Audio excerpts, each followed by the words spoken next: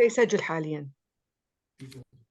جاي يسجل؟ لا نعم. أنا أسجل دكتورة، أريد أشوف والله أنا يسمح لي أسجل إذا أنت سجلتي؟ جربي. أوكي. أنا هم جاي يسمح لي بالتسجيل، إذا خلاص اثنيناتنا نسجل، خاف وحدة ينقطع عندها النت. أنت توقف عندك هسه التسجيل؟ أوكي جاي تسجلين دكتورة. مستمر. إذا خلاص، إذا أنا أسجل وأنت تسجلين وأي واحد ما في مشكلة، يعني خاف ينقطع النت. تمام. أوكي أنا أسجل هسه راح أوقفه. ممكن يعني تسوين ميوت للكل لأنه بدي أسمع أصوات. مود أحسن. أوكي راح أسوي ميوت. اي بس أنا دكتورة لويز لأن بدي أسمع أصوات يعني. أوكي دكتورة. عاشتي شيء والله. لحظات هسه أنا سويت ميوت، بس أنتي هسه تقدرين تفتحين مو دكتورة؟ تقدرين تفتحين؟ أوكي شلون؟ أنتي كوهوست. أوكي. اي أنا أقدر يعني هسه واضح كله. أوكي خلي بس أوكي. أشوف دكتورة لويز.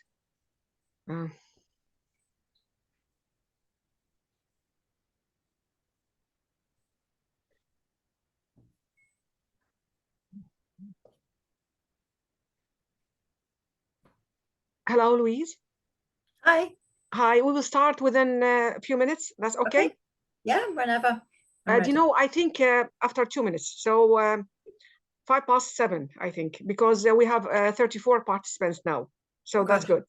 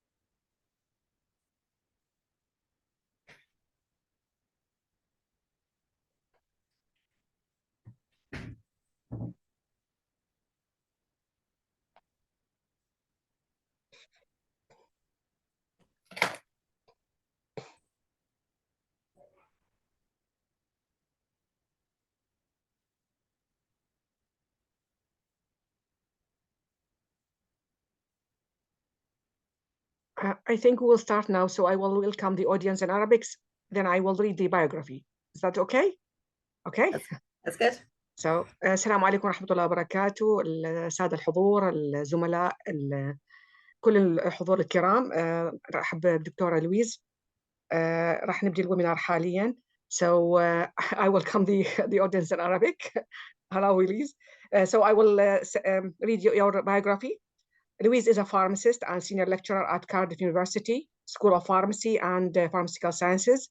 Following her bachelor degree at Bath University and subsequent practice-based training in community pharmacy, Louise qualified as a registered pharmacist. She then moved to Cardiff University, where she undertook her PhD, researching community pharmacist perspective on adverse drug reaction reporting, and a master degree in medical education. Alongside her research and teaching, Louise is OSCE lead for school and a founding member of the College of Biomedical and Life Sciences, OSCE Group, which develops policy and guidance on OSCE type assessments for the university. She is always keen to embrace innovations in the teaching and assessment of patient-centered communication and consultation skills, and enjoys discussing ideas and sharing practice with fellow academics. So hello, and the platform is yours, and you can start your presentation. Thanks, Dr. Fadia, and thank you for the kind invitation to give this webinar this afternoon for me and this evening for you. Yeah. Shukran. I'm going to attempt to share my screen. Yeah.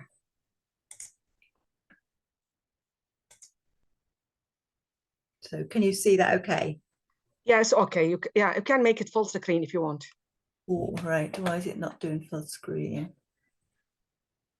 Yes, that's good. It's on to full screen now? Yeah, full screen. Just a bit slow. Okay.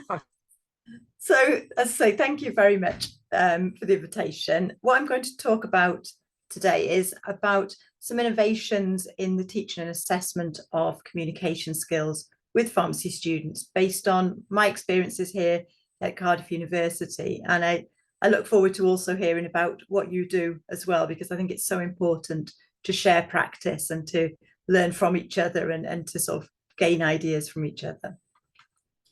So this presentation will give a little bit of background about how we currently teach and assess communication skills at the School of Pharmacy and Pharmaceutical Sciences in Cardiff. And then I'm going to focus in a little bit more detail about near-peer feedback and about the use of trained actors as ways to support that teaching and assessment. So I'll start with just a little bit of background for those of you who are perhaps not so familiar with the UK degree programme. So in the UK, if you want to be a pharmacist, you have to do an accredited master's degree, which is actually an undergraduate degree, which always causes a lot of confusion. But it's a 4-year programme, and students do this 4-year MPharm, Master of Pharmacy programme, and then a year in practice, which is called foundation training, and then take their registration exams in order to be registered with the General Pharmaceutical Council to become a pharmacist. So the Cardiff MPharm is a 4-year programme, and we currently have around 550 students spread across those 4 years. So typically 110 to 180 students in each year. And the General Pharmaceutical Council, or accreditor, they require MPharm students to demonstrate effective communication at all times and to be able to adapt their approach to meet an individual patient's needs. And so because of that, we're constantly developing our teaching and our assessment to look at ways we can sort of optimize that teaching and make sure we are producing pharmacists or future pharmacists who can meet those needs. So in terms of teaching, we have communication skills workshops, as you'd expect, and they range in style. So some of those are looking at just basic communication skills. So thinking about how to introduce yourself, how to start a consultation, thinking about how to question patients, what types of questions do you ask in what order. We also do fishbowl type workshops where students observe a role play of a clinical scenario and are able to discuss what went well, what didn't go so well, and to think about how they would play that role. We also get them to role play, which I'm sure is very common across all schools of pharmacy. So they will actually take the role of a pharmacist in a consultation and get some feedback on that. And then we do some specific skills, so things like video consultations, which have become more common since the pandemic and require quite different communication skills. So that's our kind of focused workshop programme. But we, wherever possible, try to build in communication skills to other workshops. So, for example, in a workshop looking at formulations of drugs used in Parkinson's disease, we get the students to think about what kinds of counselling points would be important for a patient using those different devices or those different formulations. And so we, again, tap into those skills. So in a business skills workshop, for example, we might get the students to think about how they would deal with a member of staff who is turning up to work late and think about their communication skills in that context. So it's all relevant to those communication skills needed to be a pharmacist. And then finally, in clinical placements, the students will go out to hospitals, community pharmacies, GP surgeries.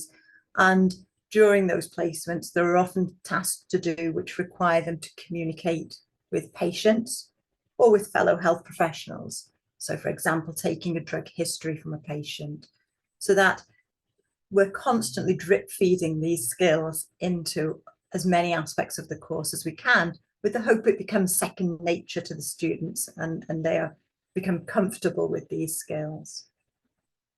And then moving on to assessment, we use OSCEs to assess our communication and consultation skills, as I know many schools of pharmacy, but also schools of medicine and dentistry, for example, do.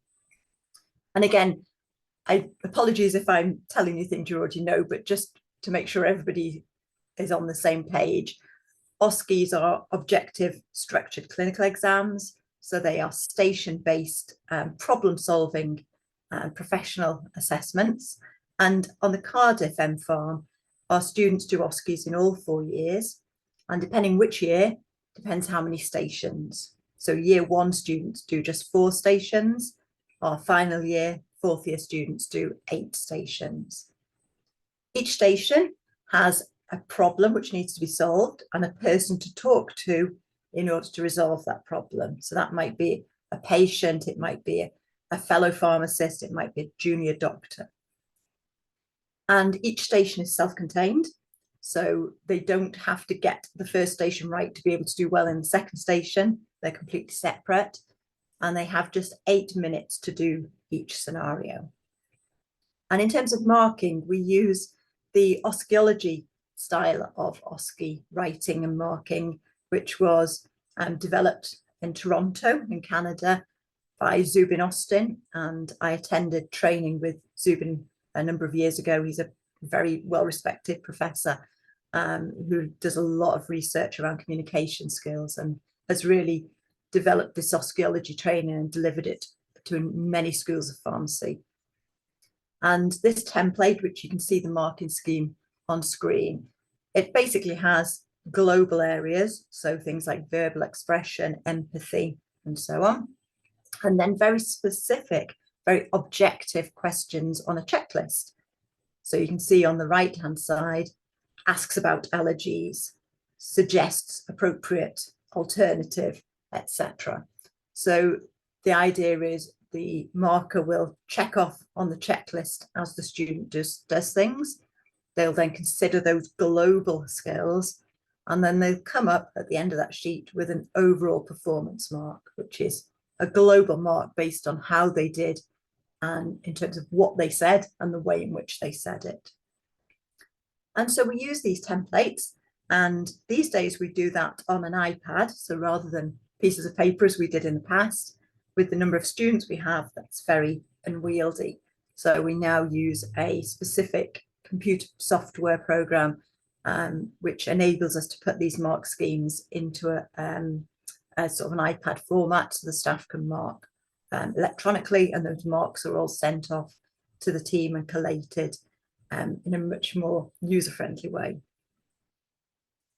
And then lastly, in terms of determining pass marks, we use standard setting to set those pass marks, and for our summative main OSCEs, we use borderline regression. So we look at the marks achieved by the cohort, and then we use that to determine the pass mark by regressing the performance marks against their checklist marks. And that gives us I suppose, a lower pass mark if the students found the station hard, and a higher pass mark if the students all did well in the station, so that it gives us that sense of competence. And we would hope that a minimally competent student, so someone who's just about good enough, not outstanding, but not dangerous, someone who is minimally competent would just pass the OSCE with a borderline mark of 40% in this case. So that's a little bit of background about our teaching and our assessments.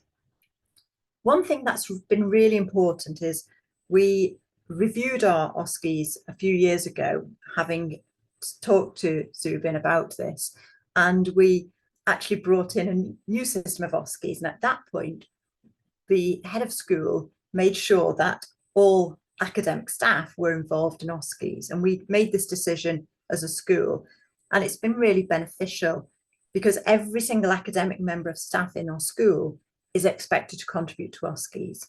So I know a lot of schools of pharmacy tend to use just pharmacists for marking OSCEs, and that's a big burden in terms of the number of students versus the number of staff who are pharmacists.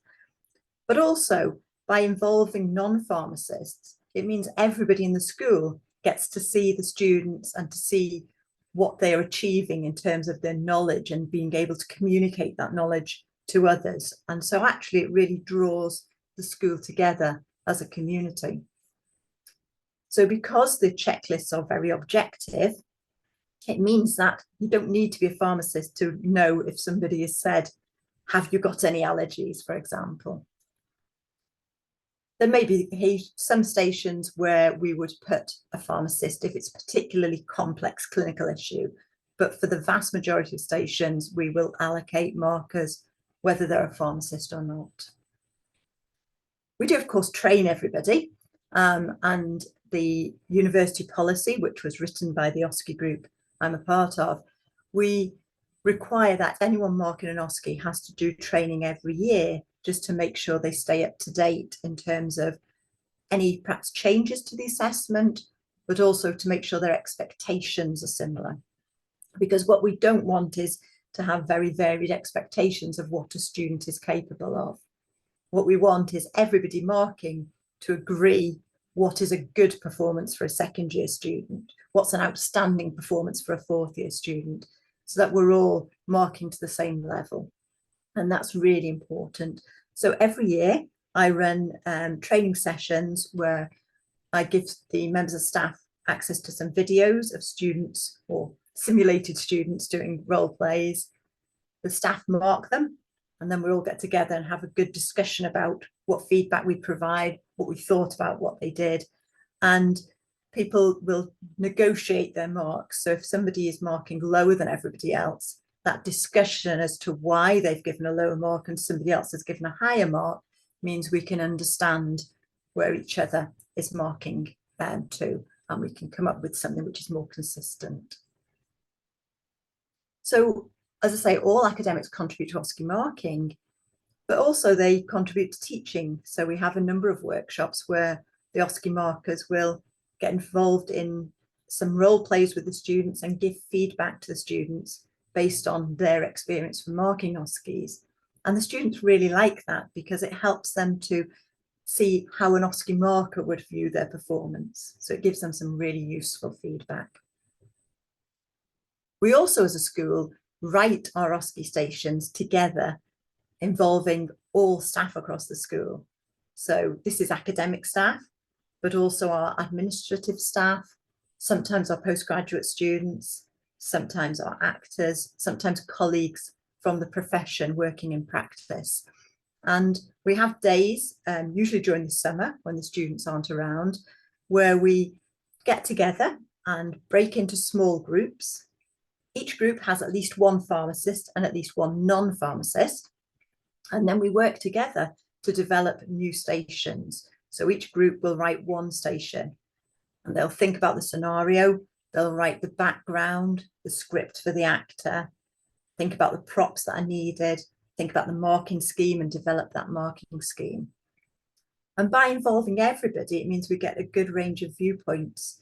Quite often we find pharmacists tend to have quite high expectations of the students, sometimes too high. And it's nice to have some non-pharmacists to kind of rein in pharmacists like myself who might get a little bit carried away. It's also nice to have people in who perhaps aren't pharmacists themselves, but know what it's like to be a patient. And they can talk through the scenario and say, well, as a patient, I'd want to know this information. Or as a patient, I wouldn't understand that term. And so they can give a really good viewpoint. So by having mixed groups, it means we get some really nice stations developed. And then the second half of that day, we then swap those stations. So another group will review the station. They'll role play it, they'll work it through, act it out, usually with the pharmacist in the group pretending to be the student. And they'll see if it works. And if it works but needs some amendments, they'll adjust that station so that by the end of it, we have a series of new stations to add to our OSCE bank, which I think's got about 120 stations in at the moment, but we're always adding to that and developing those stations. So I think having buy-in from the whole school and everybody feeling involved really adds to that sense of understanding. And it also means people are keen and enjoy taking part in the OSCEs. And as I say, even the non-pharmacists quite often really like seeing that clinical side of it and being a part of that, whereas often they don't get involved in those types of workshops. So that's a little bit of background to it.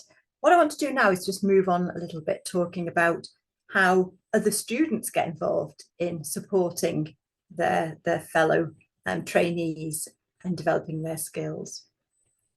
So we use near-peer feedback a lot within the course.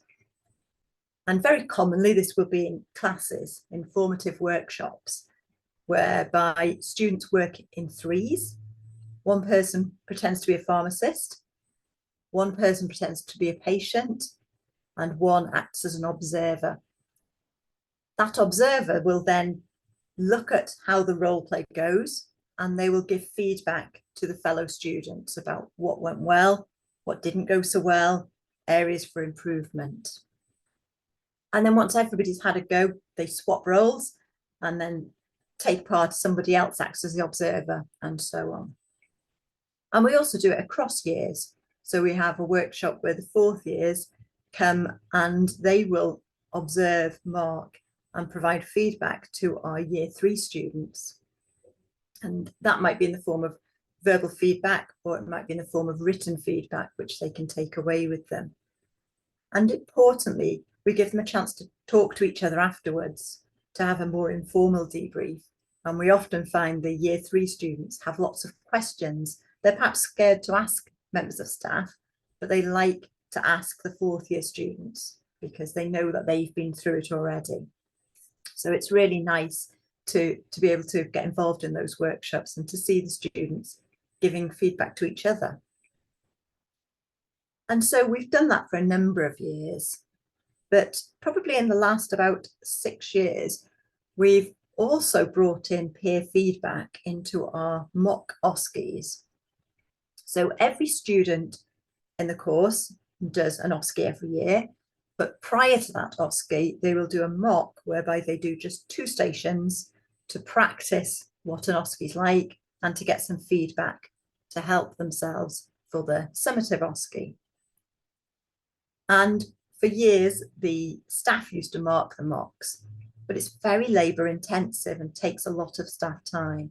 And so I was asked a few years ago to consider whether we could get students to mark the mock. And I'll be honest, I was very nervous about this and very cynical. I wasn't sure students would be able to give good feedback, and I wasn't sure students would want feedback from their fellow students. But we tried it and we sought some feedback. And the way we did it was to take students so that the year 2 students in their mock are marked by students in the year above in year 3, and the students in year 3 get marked by the students in the year above from year 4, and so on. And the students mark in pairs, although for our younger students, there's also a staff member present, just because it's the first time they've done it and they welcome that extra support. And the pair of students will observe a number of younger students, and they will fill out mark sheets. They use exactly the same mark sheet we would use, but they do it on Microsoft Forms, and they fill out comments, and then that feedback is sent after the assessment via an email, so that all the students in the younger year get their feedback electronically. Now, we need to make sure our student markers also mark accurately and consistently. So exactly the same as the staff markers, we make sure that our students attend a training session before they can mark. So we do exactly the same thing. We show them videos, we talk about the feedback they would give and the marks they would give in order to aim towards consistency and to aim towards getting some norms in terms of what those expectations are of what is a good performance, what is an excellent performance, what is a borderline performance. And so that's what we do. And as I say, I was very nervous about this and had a lot of reservations, but there's only one way to find out if something works, and that's to try it. So we did, and we sent some surveys to the students after we did it for the first time. And the feedback was really positive, much to my surprise. So 115 student markers responded, and they said that the training had helped them to understand what they needed to do, and they were prepared for their marking role. And they thought it was really nice they could mark more than one student, because they get to see a range of different performances. So they might see some students who are very good, some students who are not so good, and they found that really beneficial in terms of their marking role. The vast majority were very confident in giving feedback, although slightly fewer were confident in giving marks. And I think this is probably something we tend to be familiar with with students, that they often get focused on the marks and worry about the marks, when often it's actually the feedback comments that are the most useful thing for them. So we try to reassure them to say, you know, if you do mark it and you miss the odd thing, it's okay. What's really important is to give some really good feedback. But even then, as you can see, 2/3 of them were confident in giving marks. So like I said, they found their role appropriate, and they were able to do that role. In terms of the students who were marked, so the students who are doing their own mock and getting feedback from their peers in the year above, they actually really liked it. We were surprised that 82% thought it was good to have feedback from a fellow student. And so that was very reassuring. And likewise, you know, 3/4 of them said they were comfortable. They didn't have a problem with being marked by somebody in the year above. Occasionally there might have been issues if, for example, they knew that person or they were friends with them. But on the whole, they were very happy to get feedback from a fellow student. And so my reservation that they wouldn't like it proved to be wrong. My other fear was that the students wouldn't give good feedback, but actually the feedback they gave was really useful. And 56% of our students said, based on the feedback from their peers, they actually changed the way they did their OSCE stations. So they found that feedback useful, and it gave them guidance as to what to do differently, which is really positive. That's what you want from a formative assessment. They felt that the feedback helped them to understand not just what they did well, but also where they needed to improve. So they were getting a balance of feedback. And we always tell the students, you know, it's really important, because even the best student will have some things they can improve, and even a weak student will have some things they've done well. So the fact they were giving balanced feedback, to me, is very positive. And we asked them what they thought of the quality of the feedback, and only 13% said that it wasn't of good quality. So it sounds like our markers on the whole were doing a really good job. And obviously, you know, that's just initial feedback from that first year. But some comments from the students who were markers helped us realise that we weren't just benefiting the students doing the mock, we were benefiting the markers as well. So actually, by marking fellow students, you learn a lot. It helps you to understand what markers are looking out for, and to understand how the marking scheme works. It's really good to see other people's attempts at doing an OSCE. It's real life, it's people actually doing an assessment, and you can see what people do and think, that's really good, I'm going to do the same as that person.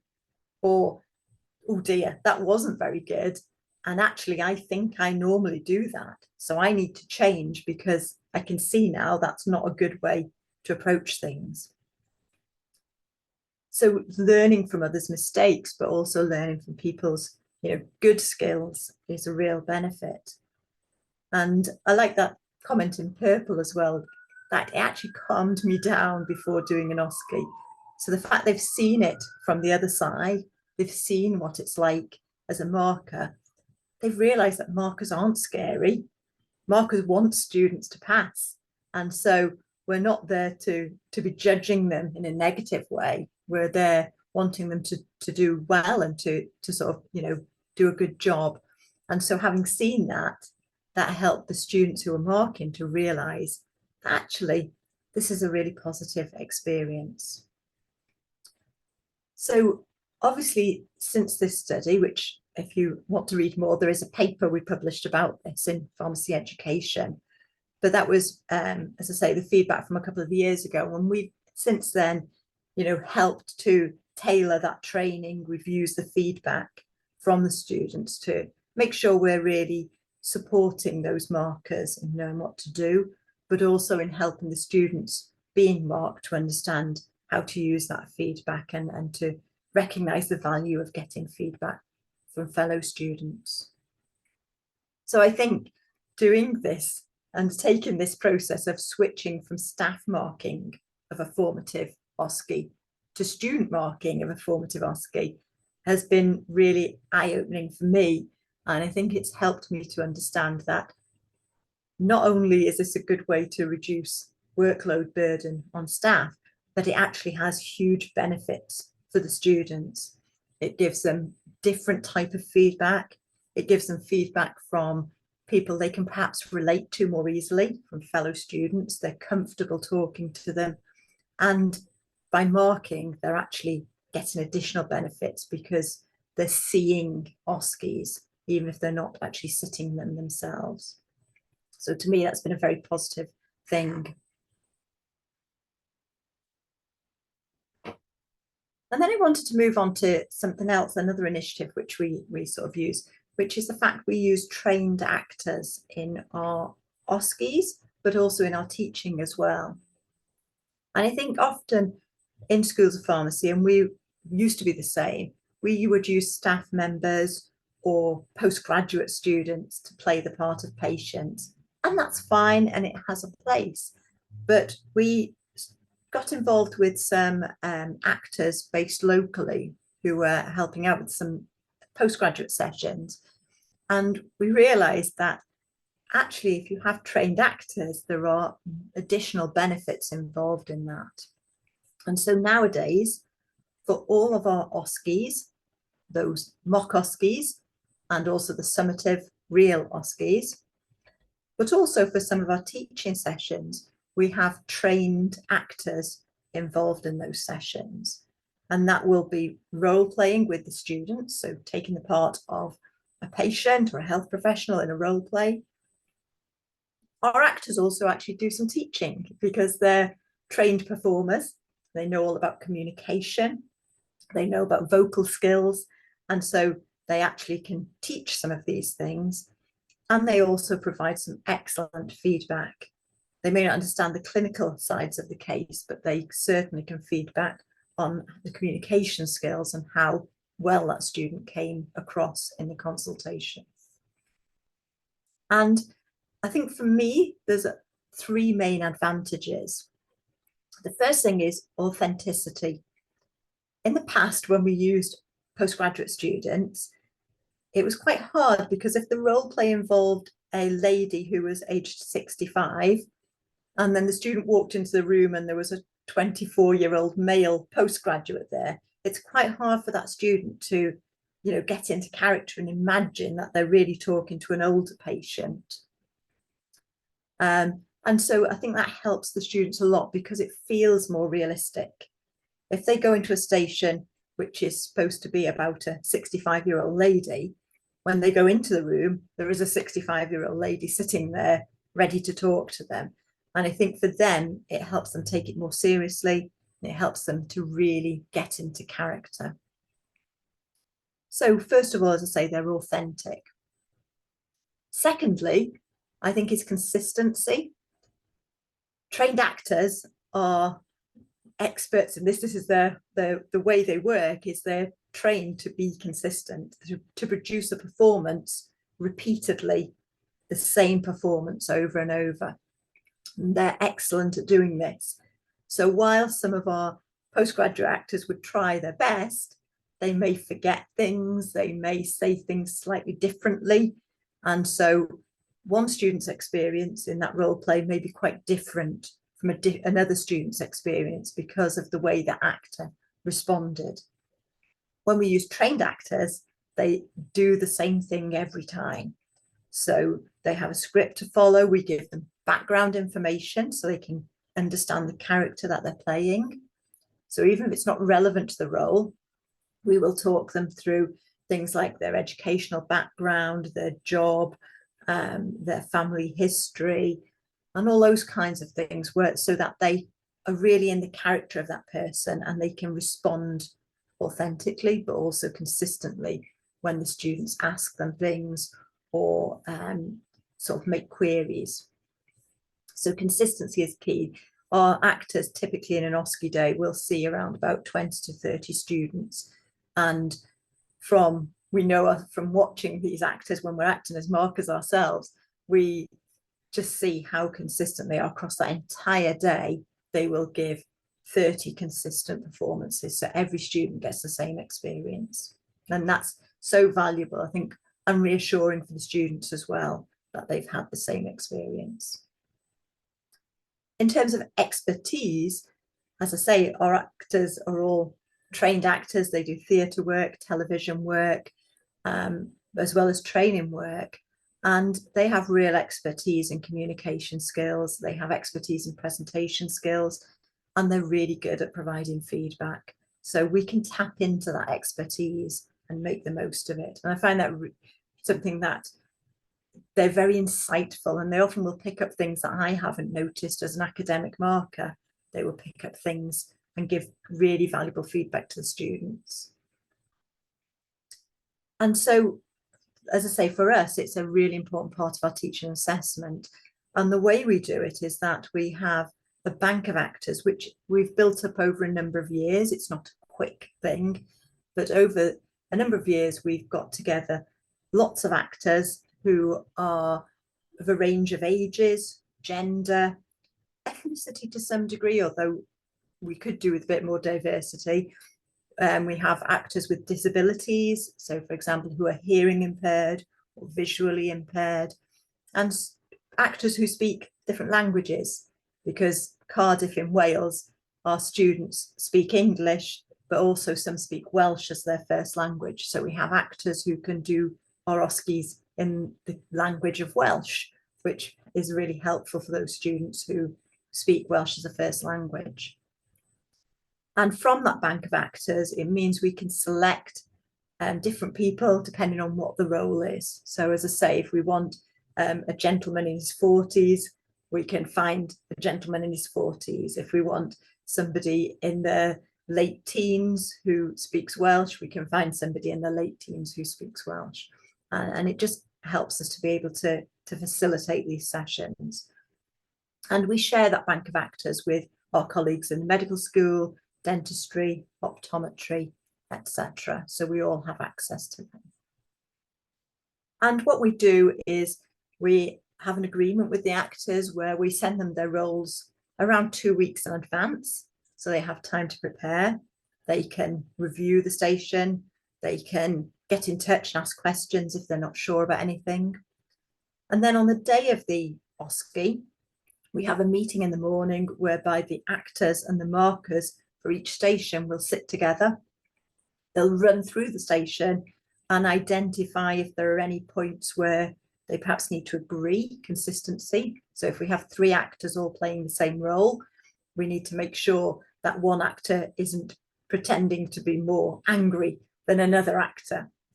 And so we need to make sure they agree the levels of particularly things like, you know, if they're being hurried in a rush, if they're upset, if they're angry, we need to make sure they're all the same. They can also check on things like drug name pronunciation, so they all say the drug names in the same way, and so on.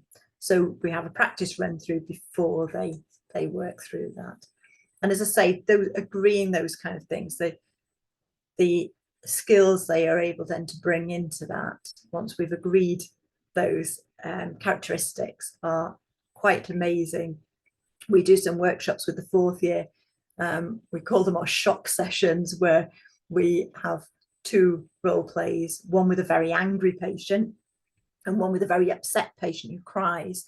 And they actors, as soon as the student walks into the room, they will either shout at them or cry at them, and the students need to cope with that, but they're doing it in a safe environment. So if it goes wrong, nobody gets hurt, they get reassurance and support at the end of it. But it means the actor, you know, can really stretch the student, because like I said, they agree the level they will push it to, and they act to that level. And then as soon as the station's finished, they literally switch it off and they stop crying, and they're just the normal happy selves until the next student comes in, and then they start again. So they've, like I said, they work really well together and make sure they are consistent, not just within their own performance, but with their colleagues who are acting the same scenario. So in terms of using trained actors, we find that they do cost money. We pay them money to prepare for the roles and to do the roles on the day, but it's more than outweighed by the benefits that they bring to the students. And I honestly don't know how we would run our skis these days if we didn't have those actors anymore, because they are so valuable to us.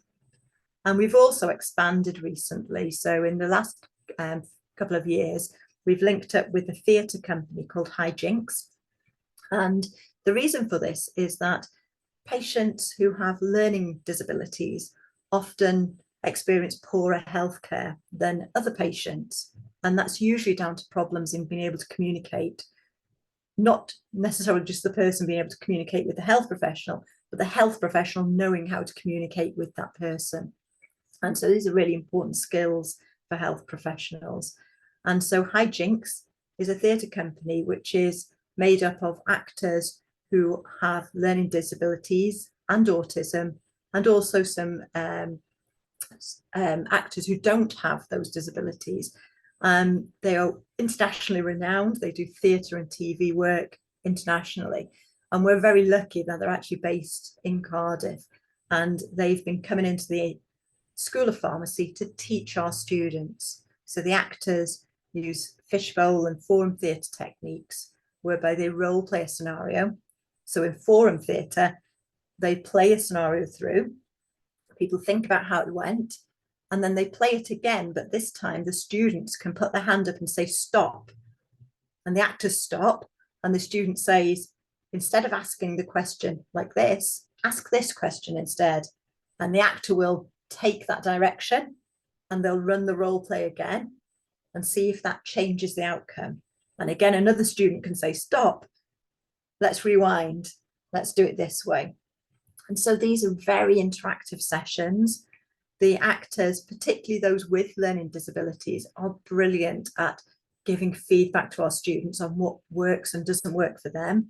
They talk about their own health experiences dealing with pharmacists, and the students really learn from that. And the feedback has been incredibly positive. And again, I've got a couple of quotes from some of the students there, but they really like the fact it's a safe space. If they say something wrong, nobody's going to get cross or upset with them, but they can learn from that. And then they know when they go into a real situation with somebody who might have the similar communication problems, they know what to do. And it's been a really positive experience. And we've currently got a paper submitted to a journal, which is in the late stages of review. So hopefully there'll be a paper available soon, which gives a bit more information about that initiative. Which brings me just to the end of my talk, whereby I wanted to say, you know, what next? What's the future? And I think we're looking at sim men, we're looking at robots for the future. Technology has really moved on, and we now have these sim patients, all called Alex, I don't know why. And what we found is that actors are brilliant, but they don't actually have symptoms. They can act some symptoms, but they can't suddenly have a rash or develop a arrhythmia. Patients have lots of symptoms, but those symptoms can come and go throughout a day. And over the course of a day's workshop, that patient is probably going to get fatigued. They can't keep going for the whole day. We've done workshops previously with patients with Parkinson's disease, and they get very, very tired because they're constantly talking to the patient, to the students, and they find it difficult. sim patients, so these robot type patients, can have any symptom you want to give them, and will do that consistently all day, all week. So you can, if you want a patient to be giving a drug history to somebody and then suddenly having an epileptic seizure, that sim patient can do that. If you want them to have an anaphylactic reaction when they're given a vaccine, they can do that, and they can keep doing that, as I say, all day. And some of the newer dummies can actually pre-record voices onto them, or staff members in another room can speak through a microphone, so it sounds like the sim has been talking to the student. And so that's our new initiative. We're currently writing some workshops for this coming semester, and we're going to pilot that and get some feedback from our students on what they think of that, to complement the sessions we do with our actors and our other workshops. So that technology, I think, is the future to support that. So just to draw everything together, I just wanted, I suppose, to cover my main take-home messages. I think everybody hopefully has agreed that effective person-centered communication and consultation skills are absolutely essential for pharmacists. We need to be able to communicate with each individual patient in the way that's right for them. And for students, practice is perfect. The more opportunities they can have to practice, the better. And there may be ways to build that into other teaching, which are not necessarily obvious at first, but with a bit of thought and discussion with colleagues, we can identify new ways to do that. OSCEs are great for doing assessments, but they need lots of resources. But even so, there are ways we can lighten that load and spread it a little bit to make sure that we're using the right resource at the right place. And my other point is just to think about external partners. Who else is out there in the local area that may be able to bring a new scene of expertise to your teaching and assessment? And sometimes these things come out purely by chance through serendipity, but actually they turn out to be these really fruitful partnerships, like our agreement with Hijinks Theatre. So again, just thinking what's out there can be really valuable. So hopefully I've given you a little taster of the things we're doing. And I'd like to thank all my colleagues, students, actors, including Hijinks and Professor Zubin Austin, whose training sort of started us all off on this. But I also look forward to hearing a bit more about what you do and looking for ideas that we can share as well moving forwards. So thank you very much for listening. Thank you very much for the informative presentation. A lot of things, a lot of details about OSCE. You are the leader in OSCE's exam, and we are just in the beginning of doing that. So I will just give like some slides about our experience. Just one second. Just one second.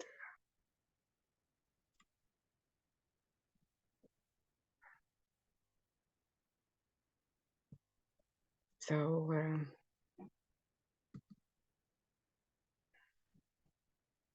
oh, this one. Just one second. Okay, sorry about that.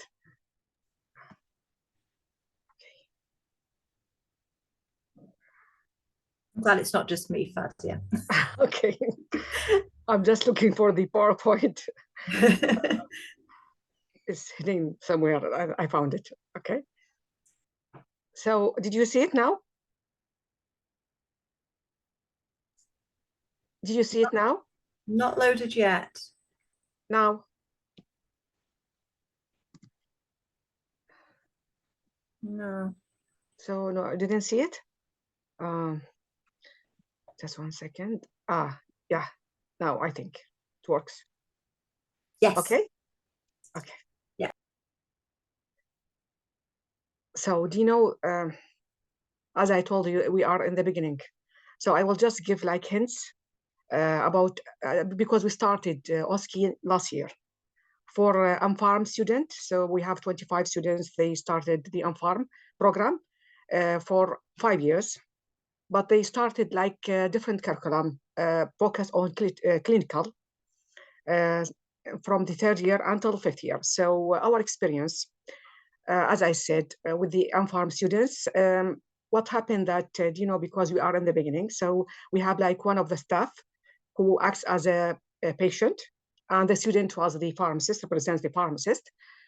What happened before we start, we have scenario, but all the scenario restricted to the topics. So we have, like, for example, topics about diabetes, about mellitus, about hypertension, whatever, cardiovascular system disease.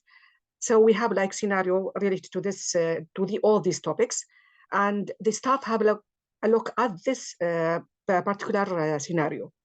Then he just have a look, and then he start to be the patient and the student. The student, when he start to ask the staff, which is the patient, relied, entirely on the knowledge. So we don't have resources. We don't have online resources.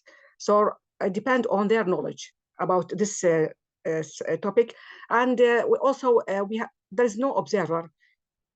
Sorry, there is observer, which is the staff who do the marking. What we need to focus at this scenario, how the student act, the communication, part of it about how to develop like a conversation with the patient, and also the knowledge.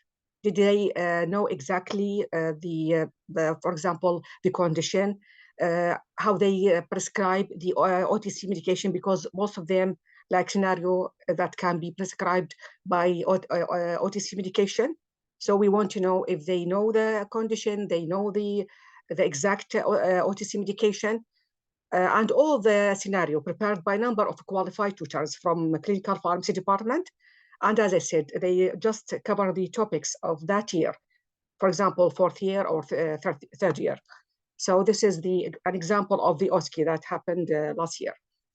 The feedback, we missed the feedback, to be honest. So the feedback, instantly after they finished, we have like a list, and then we can make the marking for each student.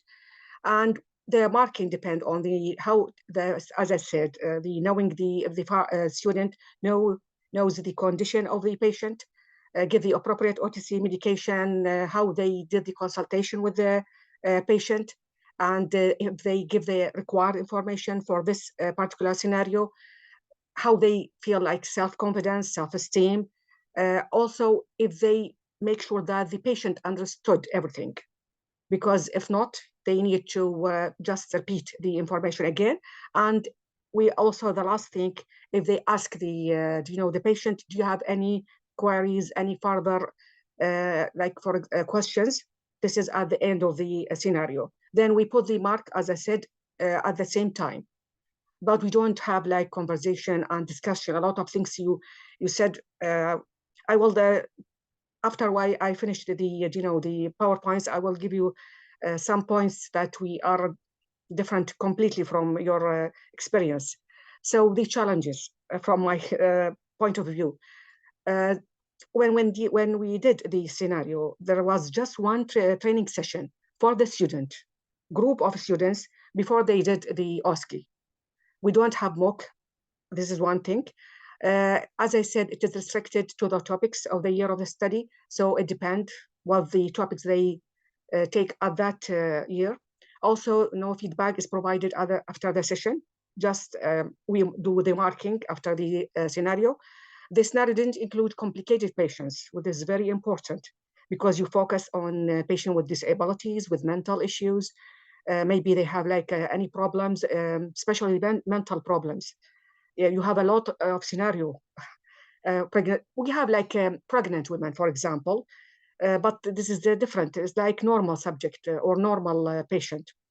The other thing, no changes in the conversation according to that could happen in reality. So, for example, you said that you have scenario for 8 minutes, I think, but during the scenario, there may be like change in the behavior of the actor, which is the patient. And the pharmacist or the student, they should do not act according to this. We don't have it in our scenario. We just have like straightforward scenario. So some questions, like for example, pregnant women, I suffered from certain symptoms, and the students, they ask some details about the symptoms. They try to give the a consultation, give the OTC medication, but like just a straightforward scenario. So this is our experience. A lot of things I don't know where to start from, because you talk about the fishbowl, the play role model or scenarios is very important. Also, your main focus on the communication. We have communication, communication skills like lectures. We gave this lectures to fourth-year student, but it is like still lectures in the lecture theater. So we need to do it in like practically, not only to give lectures to the students. Also, a lot of things. We have like evaluation tool when we did the marking for the student. But this is good point for from your side, that to involve all the academic stuff and the experience, incredibly very, very important to do that. Also to allocate, you said not only pharmacists, also like a different background, different specialty. And I noticed that also the student, you make the student do marking for other students. This is beneficial, I think. And also they give like encouragement to or motivation to a student to work harder. So a lot of things. Also you have like observer. We have the observer just, which is number of staff, to just give the marking, not to see what going like wrong or going right, and put all the feedback that that could improve the scenario later on, and the stations later on. Also, the mock exam for the OSCE is perfect to do that, so the student can practice. We don't have that. Also, but I'm just wondering if how, because we have like you mentioned like 200 students overall. We've got each yeah. year probably somewhere between 110 and 180 students in the year. So which criteria you choose the student to do the marking? Or it should be like for all students to everybody do that? Everybody. Oh, and what about the actor? You said actors there. So what their background, those actors?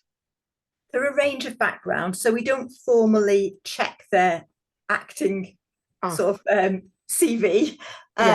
They often come recommended from our actors who already work with us, and they'll say, I've got a friend who does that. We usually check online that they do acting work, that they are registered with an agent or do some kind of acting work. But if we have a new actor, we just put them with a very experienced staff member who can provide feedback. And if we find they're not acting very well, we always have a backup actor booked as well. So we swap them.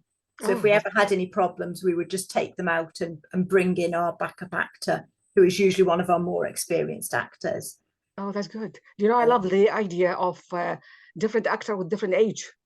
Yes. So, for example, because we have like a patient with a chronic disease, 70 years old, but we just have the staff which nearly 55, and I am the oldest one in the clinical pharmacy department now. So we don't have this range of, flexibility to have like choose different actors.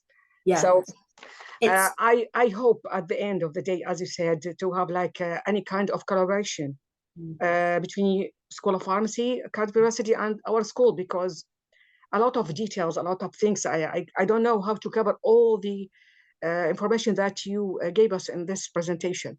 What I would say, Dr. Fadia, though, is that we've been doing OSCEs for many, many years. Yeah. I've been involved in running OSCEs for about 20 years. Oh, dear. And they were happening before then. So you're at the beginning of that journey. Yeah. We've had a lot of time to develop it, and these things don't happen quickly. We've built things up slowly through the years. So, but again, look for easy wins. So you might not have actors available, but maybe there's a local drama school who might be able to do it, as part of their course. Maybe they could offer some sessions. We have a healthcare students drama society who like doing theatre work, but they're all healthcare students, and they sometimes do teaching on the medicine degree. So there are other ways, even if you don't have formal routes or formal contacts, you know, asking around, asking which, like I said, the students are out there, for example, who might want to get involved is often an easy way. And do it in a workshop first, I would say. Perfect. So all of our complicated cases we tend to do in workshops, not in assessments, because it's too stressful for the students in an assessment. They're already worried. They don't want someone shouting at them in an assessment. But in a workshop, it's okay because we can give them the support they need to, you know, if they found it hard, we can talk through that afterwards with them one-to-one and say, right, don't worry. What do you think you did okay on? Okay, that's good. Well done. You know, and we build on that experience then. Thank you very much. I don't know what to say. Very, very informative information. Thank you very much. I just will let the audience if they have any question. So, أي أحد عنده سؤال? Do you have any question to Dr. Louise?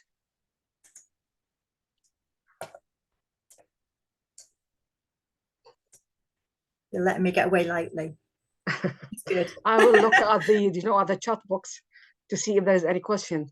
Yeah, I'm afraid my Arabic is very poor. My friend tried to teach me once, but I can't understand some of the chat, but I can understand perfect. Some of them. Shukran was good.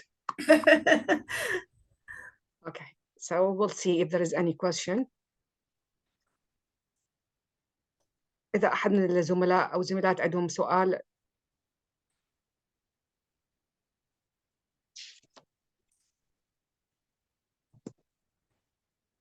We'll see.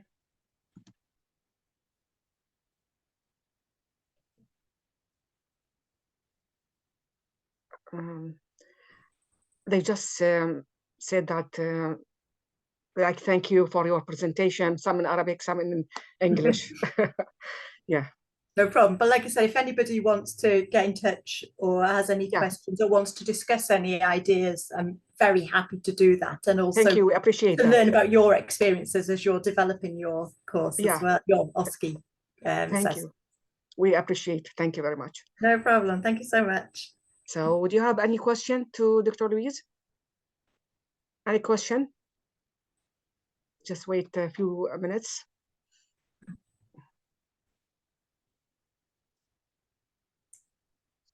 Also, the discussion, you said the discussion is very important. You did it in summer? Yes, we developed the stations in the summer. Yeah. Because it's quieter then, and we often bribe people with lots of coffee, biscuits. Oh, that's good. But everyone comes along and sort of enjoys doing that. And sometimes even the actors come along because they will say things, you know, and help us make sure that the characters are realistic, the patients are realistic, and they're not realistic. Yeah. You know, sometimes we get a bit carried away. I think some of us want to be sort of script writers for, you know, films. We get very complicated stories, and actually they're not very realistic. So I attended one. When I was in the first year. You did, didn't you? Yeah. Yes. And we did a lot of scenario. Yeah, I know. Yeah. I remember that. And also about the Sims, the model at the end, the future. Do you know? There will be like a reality. The reality that they have like the same, as you said, the same impression all the time. Yes. And this is very important. The actor, maybe they change their impression somehow, but the Sims, yeah. We've done workshops with measuring blood pressure. And by the end of the day, the person whose blood pressure has been measured, you know, they've got really stressed and tired, and their blood pressure goes up and then it goes down. And from the beginning of the day until the end of the day.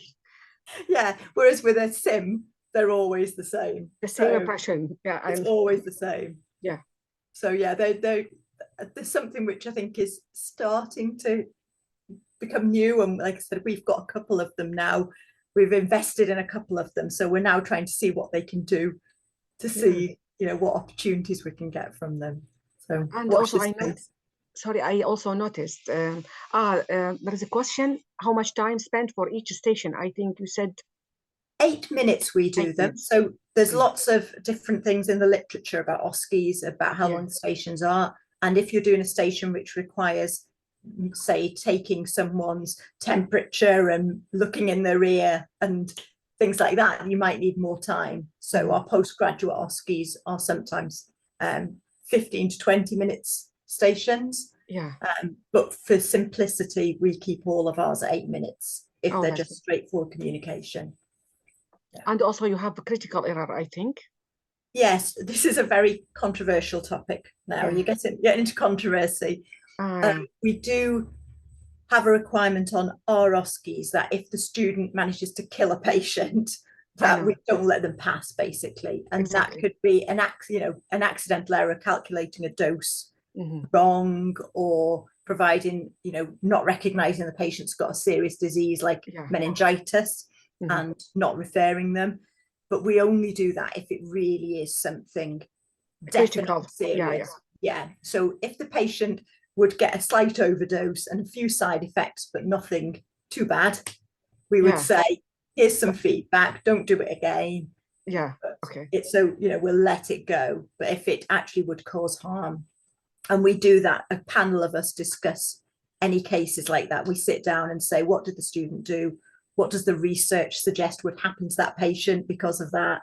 And then we make those adjustments, and we decide whether or not to fail the student. So it's individual case basis. It's very important to have like a critical error, because when I was in third year, I was a student in the third year, the exam of biochemistry. So we have like the DNA sequences of the amino acid. So I was at the end of the exam, I was happy that I will get like, full mark.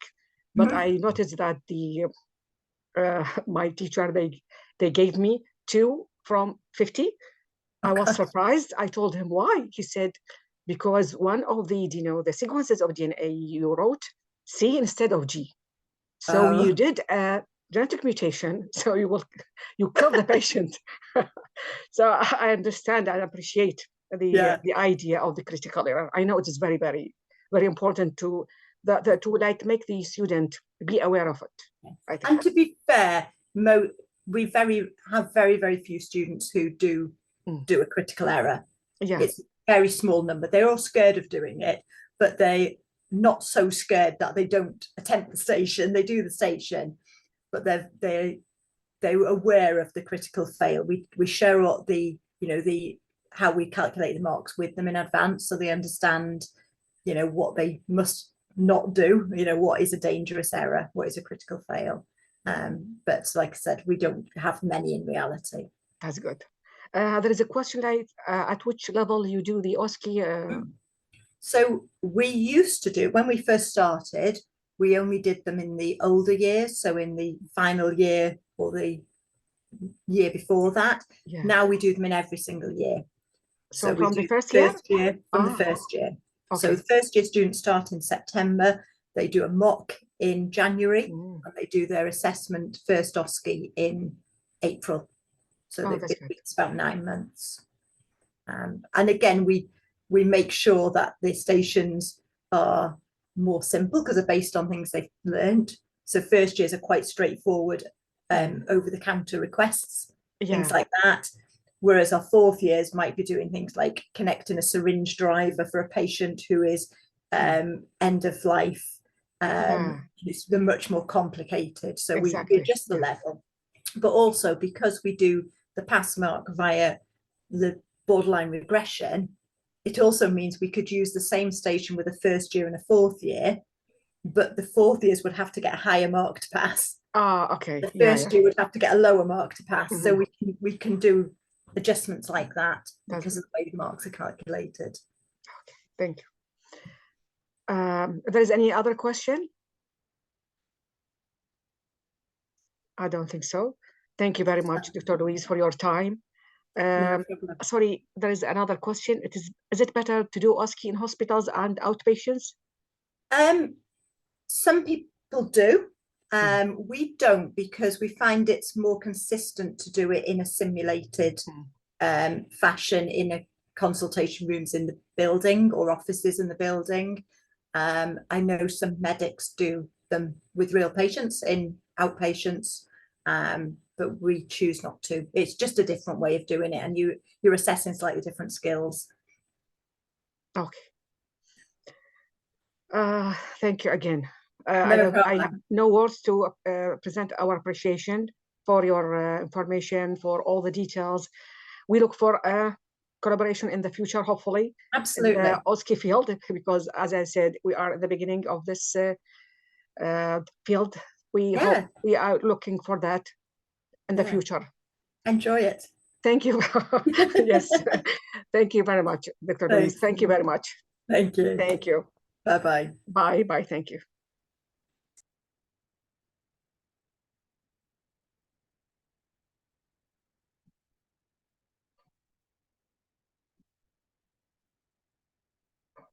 أنا راح أنهي هاي يعني شكرا جزيلا.